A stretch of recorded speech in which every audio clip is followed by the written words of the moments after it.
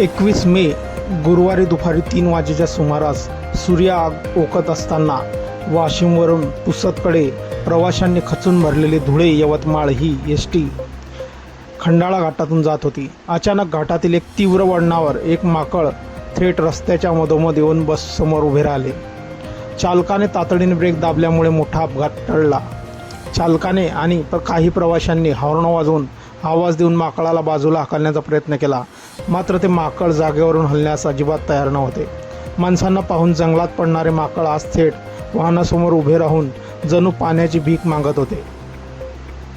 माकडाचे ते व्याकुळ डोळे आणि सुकलेला चेहरा पाहून बसमधील प्रवाशांनी त्याचा मुखटाहो ओळखला. या जीवाला कमालीची तहान लागली असणार असा अंदाज बांधून एका प्रवाशाने बसच्या खिडकीतून जवळच्या बाटलीतील पाणी खाली ओतले. पाणी दिसताच त्या माकडाने ज्या पद्धतीने घटपट पाणी पिण्यास सुरुवात केली ते पाहून प्रवाशांचे काळीज हेलावले. माकडाला पाणी मिळत असल्याचे पाहताच जंगलातून त्याच्या इतर सहकाऱ्यांनी ही अख्खी टोळी रस्त्यावर बोलवली. लहान मोठी माकडे पाण्यासाठी अक्षरशः जीवाचा आटापिटा करत होती. हा प्रसंग पाहून बसमधील आबालवृद्धांनी कसलाही विचार न करता स्वतःसाठी पिण्याकरता ठेवलेल्या पाण्याच्या बाटल्या माकडांपुढे ठेवल्या. प्रवाशांनी दाखवलेल्या या संवेदनशीलतेमुळे घाटातील तो रस्ता काही काळासाठी माणुसकीचा मार्ग बनला होता.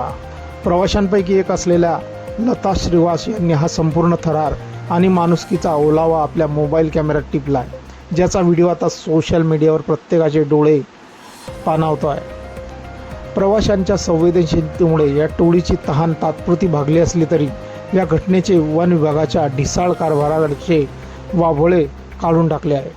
दरवर्षी उन्हाळ्यात वन्यजीवासाठी जंगलात कृत्रिम पाणवठे तयार करण्याचे दावे वन विभागाकडून केले जातात.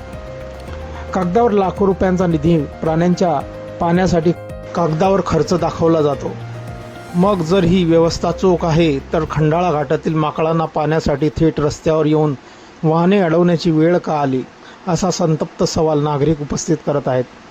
जेव्हा जंगलातील प्राणी पाण्यासाठी मुख्य रस्त्यावर येतात तेव्हा त्यांच्या अपघाताचा आणि शिकारीचा धोका प्रचंड वाढतो. प्रवाशांनी दाखवलेली तत्परता कौतुकास्पद असली तरी ती कायमस्वरूपी नाही.